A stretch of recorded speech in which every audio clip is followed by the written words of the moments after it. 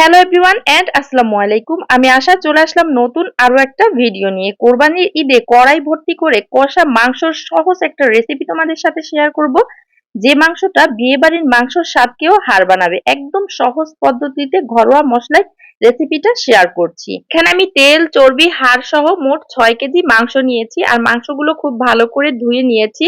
আর এখানে অ্যাড করে দিব প্রথমেই পেঁয়াজ কুচি প্রায় 250 গ্রামের মতো, আর দিয়ে দিব স্বাদ মতো লবণ।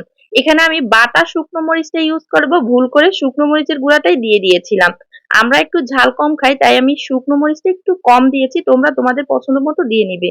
2 চামচ হলুদ গুঁড়ো দিয়ে দিয়েছি, 2 চামচ ধনিয়া আর জিরার গুঁড়া, তেজপাতা আর এলাচ দিয়ে দিয়েছি অনেকগুলো পরিমাণে, আর দিয়ে দিলাম আদা আর রসুন বাটা বেশ খানিকটা।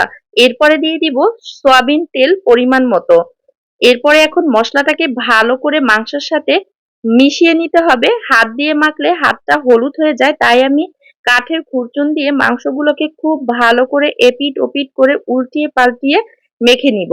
এরপরে চুলার জালটা জ্বালিয়ে দিব। এত বড় কড়াইয়ের ঢাকনা ছিল না, তাই আমি একটা সিলভারের ছেনি দিয়ে ঢেকে দিব। এখন 15 থেকে 20 মিনিটের মতো রান্না করে নিব।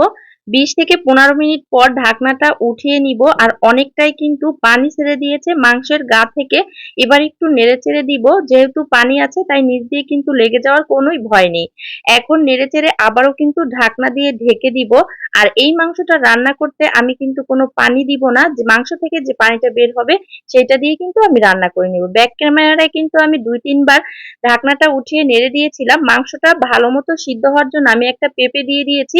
পেঁপেটা কিন্তু ছিলে ধোয়া যাবে না, কষ সহ দিয়ে দিবে, তাতে করে কিন্তু মাংসটা তাড়াতাড়ি সিদ্ধ হয়ে যাবে। আর এটা কিন্তু না দিলেও সিদ্ধ হয়ে যাবে। তো এরপরে পেঁপেটা মিশিয়ে আমি কিন্তু আবারও ঢাকনা দিয়ে দিয়েছিলাম। ঢাকনাটা উঠিয়ে আমি অলরেডি কিন্তু একটু নেড়ে দিয়েছি। আমি কিন্তু প্রায় 40 মিনিটের মতো এই মাংসটা রান্না করেছিলাম। এরপরে পানিটা টেনে এতটুকু হয়ে গিয়েছে। এখন আমি লাস্ট পর্যায়ে ভাজা জিরার গুঁড়া অ্যাড করে দিব 2 চামচ পরিমাণ। আর ভাজা জিরা গুঁড়াটা কিন্তু অবশ্যই লাস্টে দেওয়ার চেষ্টা করবে। আর একটা বিশেষ মশলা দিয়ে দিলাম এখানে, দারচিনি এলাচ পাউডারটা আমি এখানে 1 চামচ পরিমাণে দিয়ে দিয়েছি। এবার শুধু মাংসটাকে নেড়ে চেড়ে এই মশলাটাকে মিশিয়ে নিতে হবে। এই পর্যায়ে আরো 20 মিনিট আমি চুলার জালটা লোতে রেখে রান্না করে নিব, এতে করে মশলাটা মাংসের ভিতরে ভালো মতন ঢুকবে। লাস্ট পর্যায়ে আমি হাই হিটে একটু 2 মিনিটের মতো জাল দিয়ে নিব, এরপরে চুলার জালটা বন্ধ করে দিব। আজকের এই কষা মাংসের রেসিপিটা তোমাদের কাছে কেমন লাগলো অবশ্যই কমেন্ট করে জানাবে, যাতে আমি পরবর্তী ভিডিওতে তোমাদের নামটা নিতে পারি। এখন রাত্রেবেলা মাংসটা রান্না করেছি, সবাই মিলে গরম গরম খাবো।